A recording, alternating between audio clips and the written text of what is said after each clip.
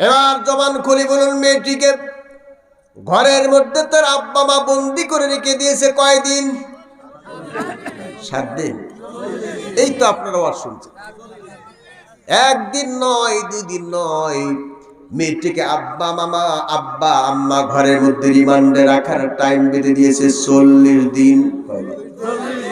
7 দিন মেয়েটি নামাজের সিজদায় পড়ে থাকার পরে বিমরুল বল্লা, উই পোকা, সার পোকা, পিঁপড়া, কত কিছু ঘরের মধ্যে চলাফেরা করে, কিন্তু মেয়েটির উপরে কেউ আক্রমণ করে না। 7 দিন পরে ক্ষুধার্ত মেয়েটি মাথা তুলতে পারে না।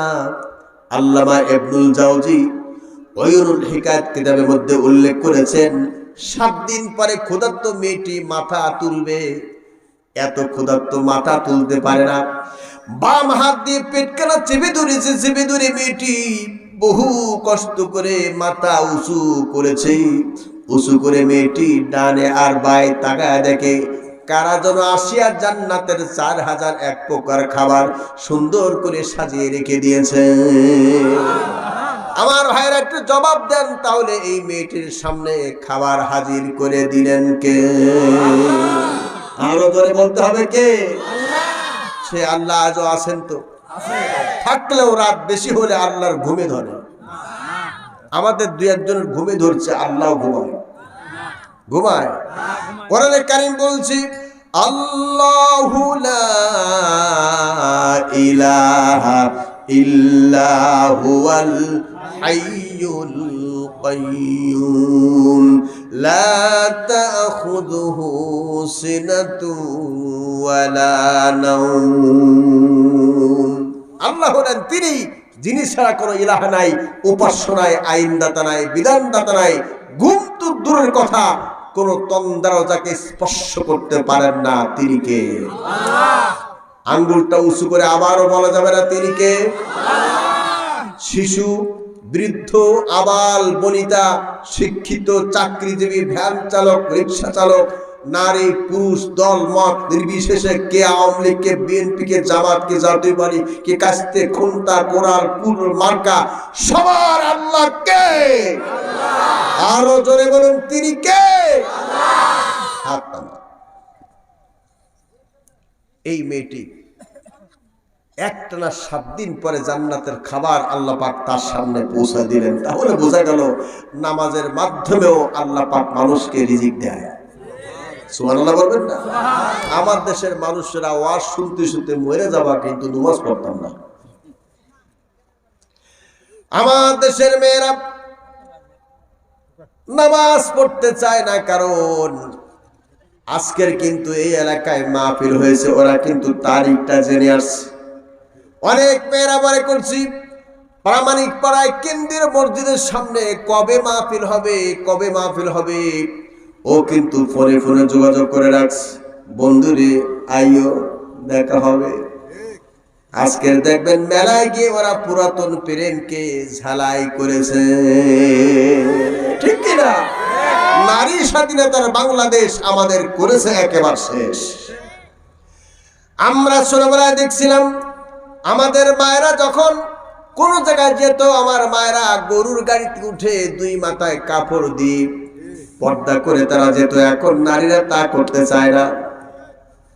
এখন নারীরা রাস্তায় চলে। এখন আমরা দেখি, ওই যে আমরা যখন মিষ্টির দোকানে যাই, গিয়ে দেখি রসগোল্লার কড়াইটা থাকে আলগা, জিলাপির কড়াই থাকে আলগা, তাই না?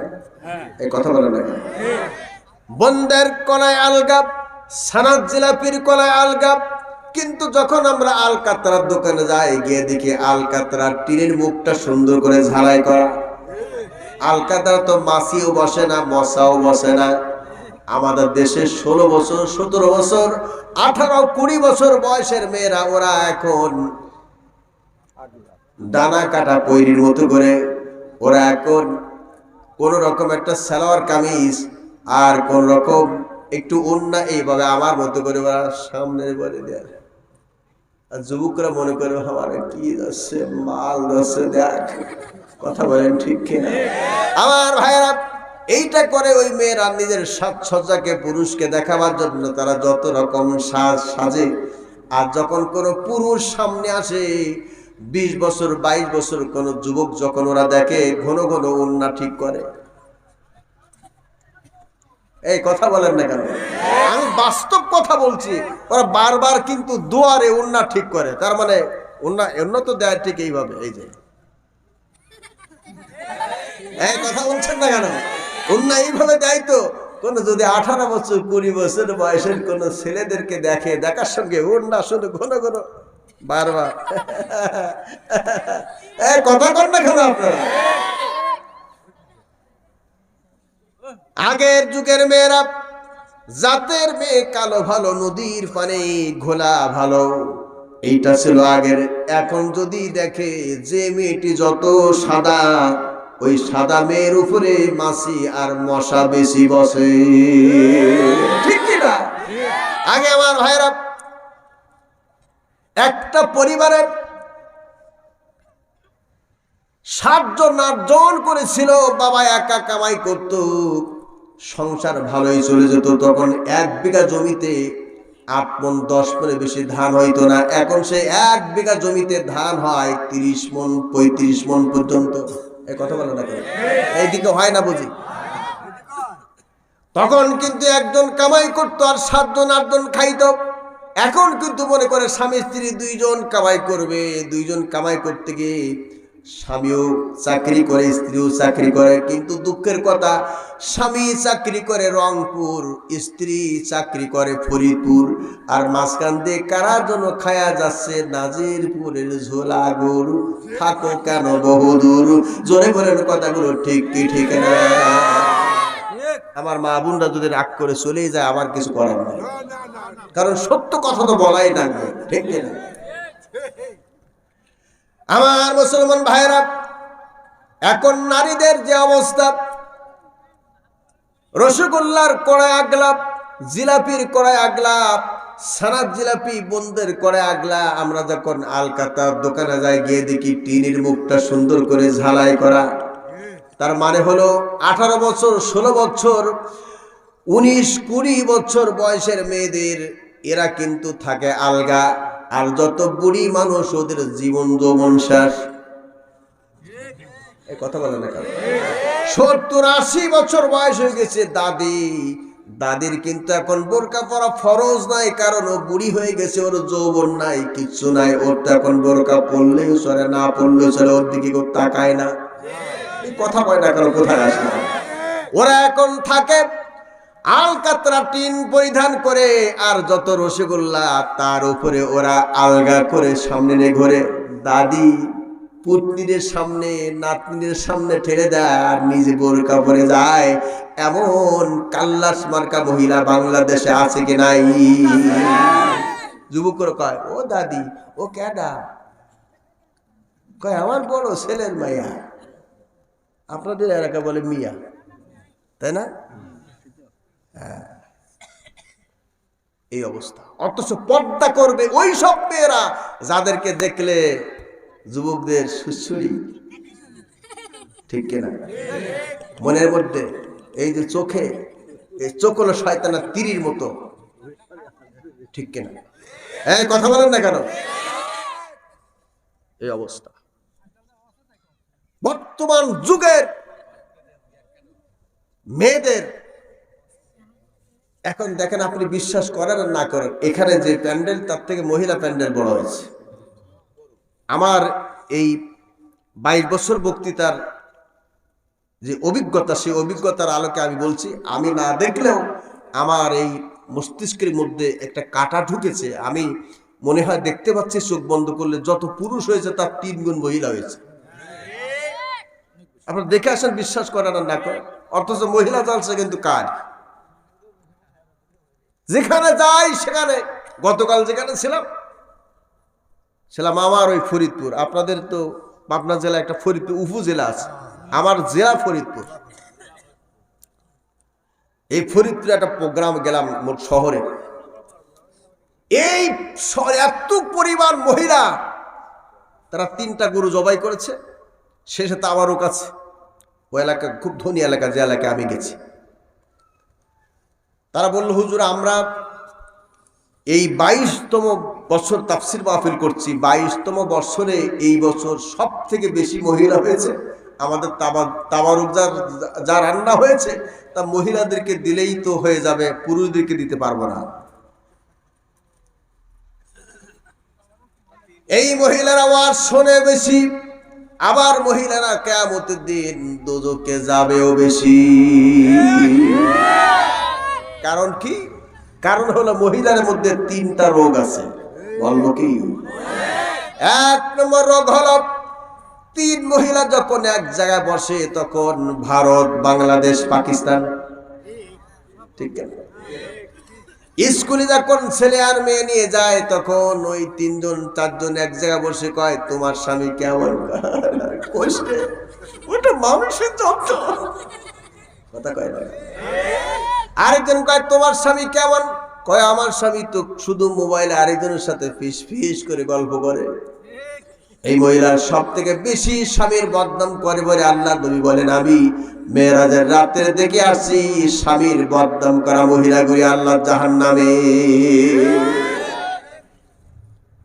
2 নম্বর হলো এই মহিলারা স্বামীর অকৃতজ্ঞ। কেন?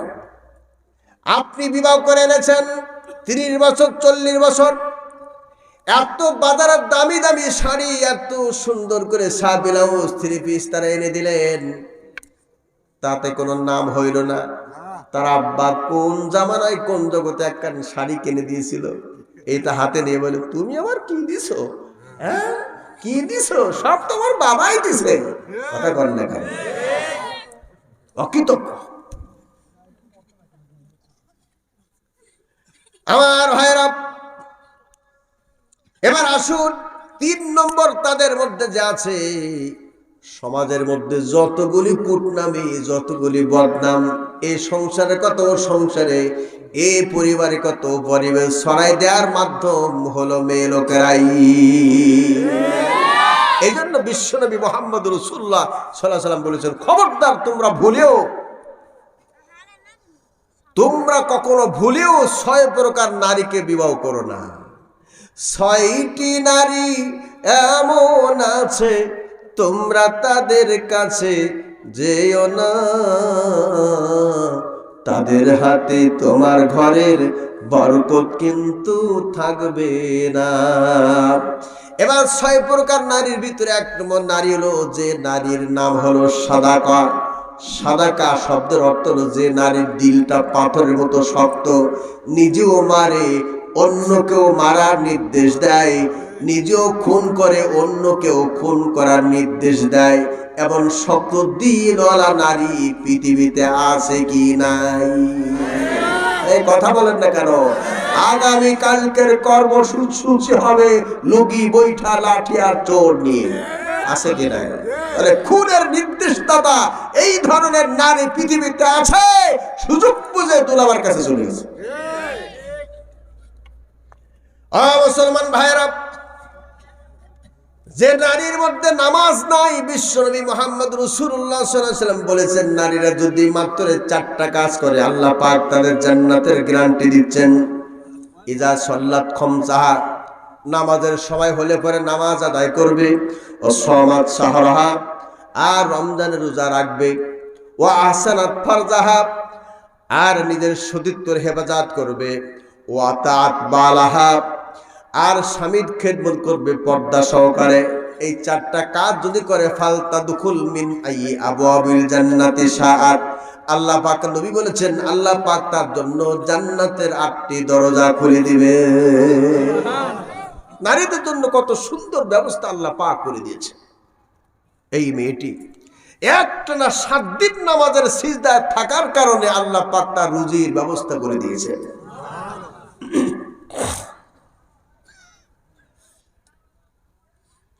আব্বা মা 40 দিন টাইম দিয়েছিল। এবার গুনি গুনি দেখে, হিসাব করে দেখে, 1 2 3 4 5 6 7 8 9 10 11 12 14 18 22 28 29 26 29 32 38 39 40 হয়ে গেছে। স্বামী স্ত্রী দুজন চলছে, স্ত্রীর হাতে ওই ঘরের দরজার তালার চাবি। এই চাবিটা আগে নিয়ে মেয়ের মা ঘরের দরজার সামনে আসছে। দরজার সামনে আসিয়া মেয়ের মা আস্তে করে বাম হাত দিয়ে নাকটা চেপে ধরেছে, আর ডান হাত দিয়ে ঘরের দরজার তালা খুলতে গেছে। একটু বুঝে থাকলে বলুন তো দেখি, মেয়ের মা নাকটা চেপে ধরছে কেন? মনে করছে মেয়েটি পচে দুর্গন্ধযুক্ত হয়ে গেছে। এবার জবান খুলে বলুন, মেয়েটা পচে মারা গেছে না মেয়েটি বেঁচে আছে? না খাওয়া বাঁচায় রেখে দিয়েছেন জানি কে? আল্লাহ পাক তাকে বাঁচিয়ে রেখেছে। আমার মুসলমান ভাইরা, মেয়ের মা দরজা খুলেছে, তালা খুলে যখন দরজা ধাক্কা দিয়েছে, ধাক্কা দেওয়ার সঙ্গে দরজা খুলে গিয়েছে। মেয়ের মা আগে প্রবেশ করেছে, মেয়ের আব্বা ঘরে প্রবেশ করেছে পরে। প্রবেশ করে দেখে মেয়েটি মরেও নাই, পচেও নাই, গলেও নাই, বরঞ্চ মেয়েটির সামনে জান্নাতের 4001 প্রকার খাবার কারাদানি সাজায় রেখে দিয়েছে। আব্বা ঘরের মধ্যে প্রবেশ করে মেয়েটির পিঠির উপরে ডান হাতখানা চাপায় দিয়ে বলে, ও মেয়ে, সত্য কথা বল, তোর তো রিমান্ডে রাখছিলাম 40 দিন, তোর কোনো খাবার দেয় নাই, বালিশ দেয় নাই, মশারি দেয় নাই, বিছানা দেয় নাই, কিছুই তোর দেওয়া হয় নাই, বল কে তোর সামনে খাবার দিল? এই মেয়েটি। আব্বার এই প্রশ্নের উত্তর এইভাবে না দিয়ে একটু ঘোর দিয়ে আব্বার প্রশ্নের উত্তর দিয়ে বলছে, আব্বা আজকে আমার ফুটছে বিয়ের ফুল, আব্বা আজকে আমার ফুটছে বিয়ের ফুল। এই বয়সে আল্লাহ নবী, এই বয়সে আল্লাহ রসুল করেছি কবুল, আব্বা আজকে আমার ফুটছে বিয়ার ফুল। জোরে বলুন মারহাবা। অনেক মেয়ের বিবাহ হয় না, 18 থেকে শুরু করে 28 বছর, 30-32 বছর বয়স হয়ে গেছে, বাবার গলায় কাটা হয়ে আছে। আমি কোরআনে কারিম থেকে এমন একটি আমলের কথা বলবো, মেয়েটি যদি বাম হাতের উপরে ডান হাতখানা রেখে এই আমলটি 40 দিন পর্যন্ত যদি 40 বার পরে, 40 দিন পরে কেউ হবে না, তারপর আসবে তার বর। জোরে বলুন মারহাবা। আমার ভাইরা, আব্বা বলছে, মেরি তুই বোকার মতো কথা বলিস কেন? তোর তো ডান হাত কাটা, আরবের বুকে এমন কোন ছেলে নাই যে তোর মতো হাত কাটা মেয়ের বিবাহ করবে। মেয়েটি বললে, আব্বা গো, আমার বিবাহ হবে কি হবে না একটু ধৈর্য ধারণ করেন। মদিনার দিক থেকে 40 জন যুবক আমাকে বিবাহের প্রস্তাব নিয়ে আস। কয় না, বিশ্বাস করি না। হঠাৎ করে মেয়েটি তাকায়, আব্বাকে বলল, আব্বা আপনি তাকায় দেখেন মরুভূমির দিকে। আব্বা তাকায় দেখে 6 জন যুবকে 6টা ঘোড়ার উপরে সর হয়ে আসতেছে। আপনারা বলেন, বালুক রাশি ময়দানে যদি ছাগলের পাল দৌড়ায়, গরুর পাল দৌড়ায়, ঘোড়ার পাল দৌড়ায়, বালু ওড়ে কি ওড়ে না? মেয়ের আব্বা তাকায় দেখি মরুভূমির দিকে শুধু বালু উঠতেছে। দেখে 6টা ঘোড়া নিয়ে আসছে 6 জন যুবক। এই 6টা ঘোড়া নিয়ে দেখা যাক যুবকরা কোথায় যায়। 6টা ঘোড়া নিয়ে যুবকরা ঘরের দরজার সামনে আসিয়া ঘোড়াগুলি বাঁধিয়া এক একজন যুবক তাদের চেহারার মধ্যে যেন আল্লাহ নূর দিয়ে দিয়েছেন।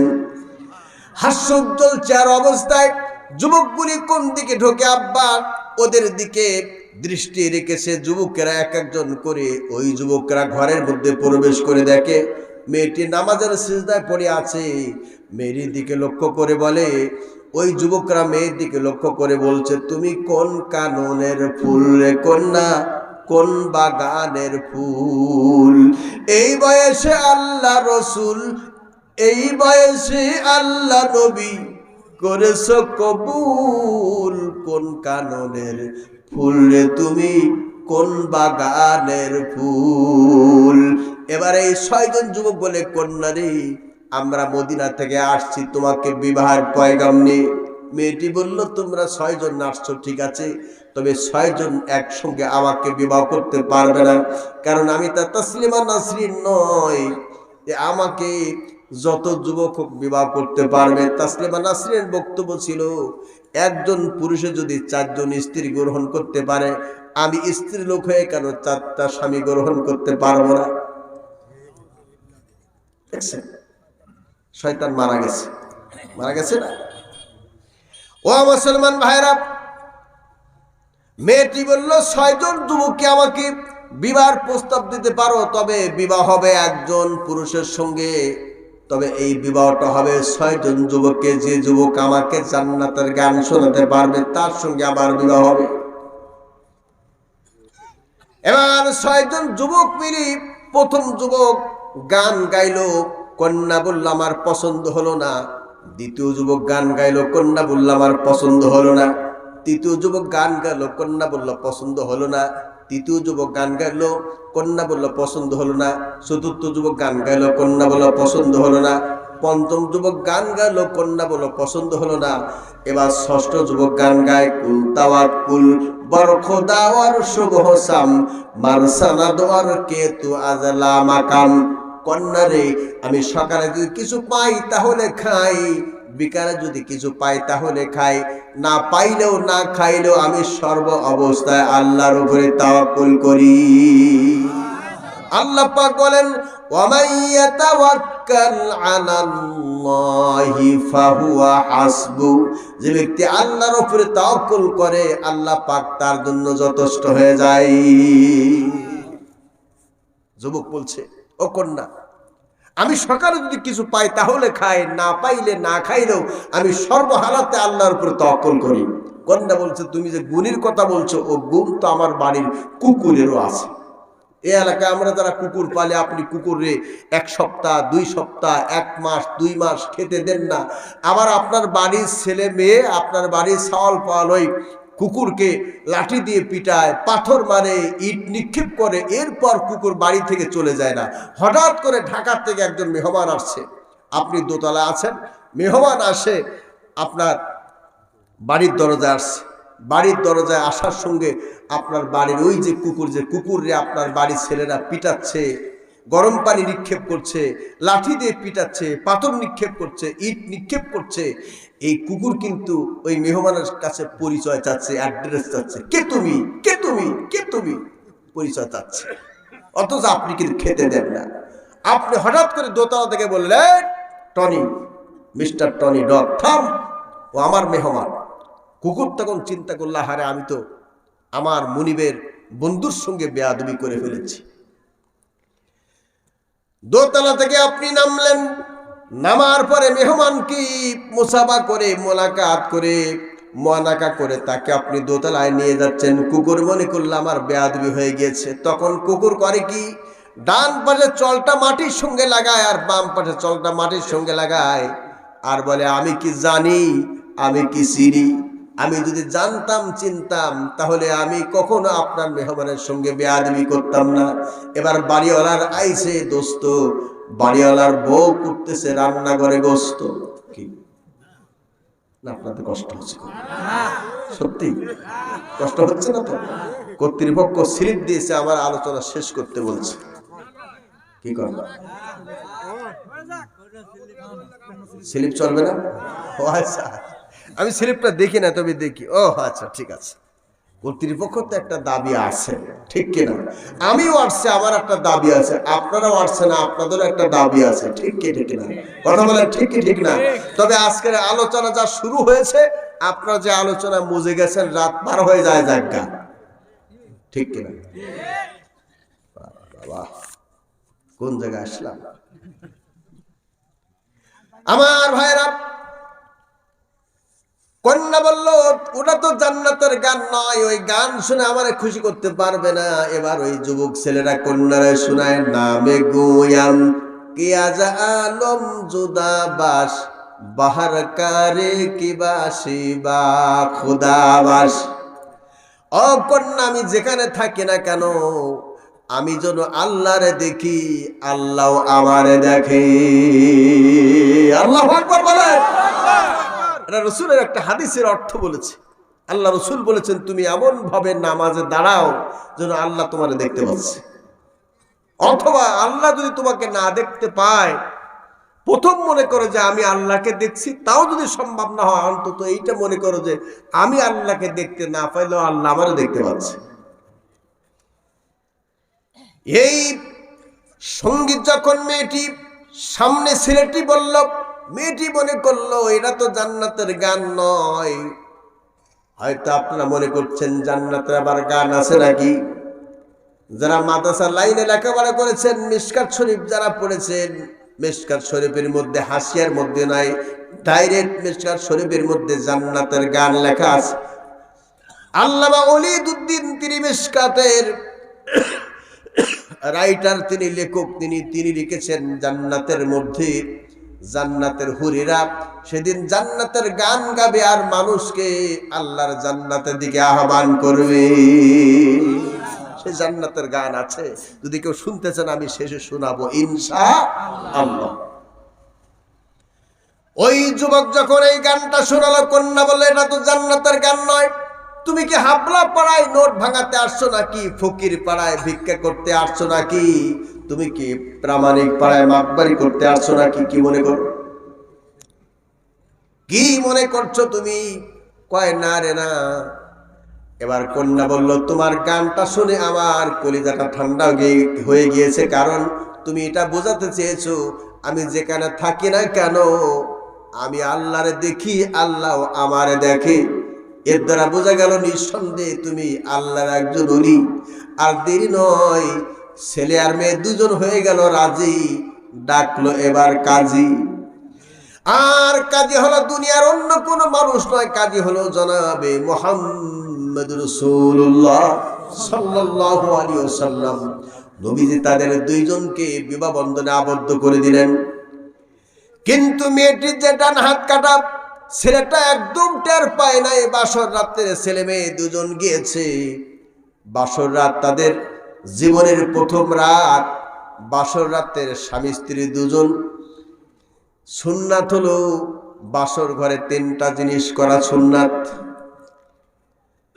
এক নম্বর হলো বাসর রাত্রি স্বামী তার স্ত্রীকে খেজুর মুখের মধ্যে দিয়া খেজুর চিবা স্বামী স্ত্রীর মুখে দিবে, স্ত্রী স্বামীর মুখে দিবে। এইটা বাসর রাত্রি করা সুন্নাত। আর একটা জিনিস আছে, বাসর রাত্রির তিনটা জিনিস দেখতে হবে। এক নম্বর, বাসর রাতে যদি আপনি দেখেন স্ত্রীর হাতে চুড়ি থাকে জোড়া, কপাল হবে পোড়া, ওয়াকালে যাবে তুমি মারা। আর দুই নম্বর, নাকে যদি না থাকে ফুল, করবা তুমি ভুল, বাসর ঘর করা যাবে না। আমার ভাইরা, এই জন্য বাসর ঘরে তিনটা জিনিস দেখা লাগবে। যারা বিবাহ করো নাই আজকে থেকে শিখে রেখে দাও। বাসর ঘরের তিনটা জিনিস দেখা লাগবে। এক নম্বর, হাতে যদি চুড়ি থাকে জোড়া, তোমার কপাল হবে পোড়া, ওয়াকালে যাবা তুমি মারা। আর দুই নম্বর, যদি নাকে না থাকে ফুল, করবা তুমি ভুল। তিন নম্বরটা আজকের বলা যাবে না। দুইটা জিনিস বলে গেলাম, একটা রাখলাম বাকি, আগামীতে আকর্ষণে আমরা যেন থাকি। দুইটা জিনিস বলে গেলাম, একটা রাখলাম বাকি, আকর্ষণে থাইকা যেন হই জান্নাতবাসী। আমার ভাইরা, আমার বন্ধুরা, এবার বাসর ঘরে যে তিনটা কাজ করা সুন্নাত। এক নম্বর হলো স্বামী স্ত্রীকে খেজুর চিবায় মুখের মধ্যে দিবে, স্ত্রী স্বামীকে খেজুর চিবায় মুখের মধ্যে দিবে। স্বামী খেজুর চিবায় মুখের ভিতরে দিয়ে স্ত্রীর মুখের মধ্যে ডান হাত দিয়ে তুলে দিয়েছে। স্ত্রী খেজুর খানা নিয়ে হাউ মাউ করে কান্না শুরু করে দিয়েছে। স্বামী বলে, প্রাণের বিবিরি, আমার মনে হচ্ছে আমার সঙ্গে বিবাহ বন্ধনে আবদ্ধ হওয়ার আগেই অন্য কোনো ছেলের সঙ্গে তোমার সম্পর্ক ছিল, আমার সঙ্গে জোরপূর্বক বিবাহ হয়েছে, ওই ছেলের কথা তোমার মনে পড়ে গেছে। এটাই যদি হয় তাহলে তুমি আমার সঙ্গে বিবাহ করলে কেন? এরকম সাধারণ সন্দেহ আসতেই পারে। মেয়েটি বলছে, প্রাণের স্বামী, আমি কাঁদি আমার জ্বালায় অন্য কেউ জানে না। আমি যে কি জন্য কাঁদছি আল্লাহ ছাড়া কেউ তো জানে না। ও স্বামী, বাসর রাত্রে তুমি আমার মুখের মধ্যে খেজুর তুলে দিয়েছো, এবার তো আমার পালা। আমি তোমার মুখে খেজুর তুলে দিব না, একটু পরে তুলে দিব। স্বামী রে, বাসর রাতে তোমার কাছে দাবি করি তুমি আমার 2 রাকাত নামাজ পড়ার পারমিশন দাও। স্বামী বলল, প্রাণের বিবি, আমি তোমাকে 2 রাকাত নামাজ পড়ার পারমিশন দিলাম। 2 রাকাত নামাজ পড়ার পারমিশন নিয়ে মেয়েটি নামাজের সিজদায় পড়ে আল্লাহর কাছে কেঁদে কেঁদে বলে, আল্লাহ গো, আমার জান্নাতি স্বামী মুখের মধ্যে খেজুর দিয়া, ডান হাত দিয়া এই খেজুর চিবায় আমার মুখের মধ্যে তুলে দিয়েছে। আমি যদি খেজুর চিবা বাম হাত দিয়ে আমার এই জান্নাতি স্বামীর মুখে খেজুর তুলে দেই, আমার স্বামী নারাজ হবে, আল্লাহ তুমিও নারাজ হবে। আল্লাহ গো, এই জন্য আমি খেজুর চিবা আমার স্বামীর মুখে তুলে দেই না, আমার মনটা কাঁদতেছে। আল্লাহ তুমি ইচ্ছা করলে পরে বাসর রাত্রে আমার ডান হাত কেন ভালো বানায় দিতে পারো। রব্বুল আলামিন, আল্লাহ তুমি তো ঘোষণা করেছো, ওয়াকানা হাক্কান আলাইনা নাসরুল মুমিনিন।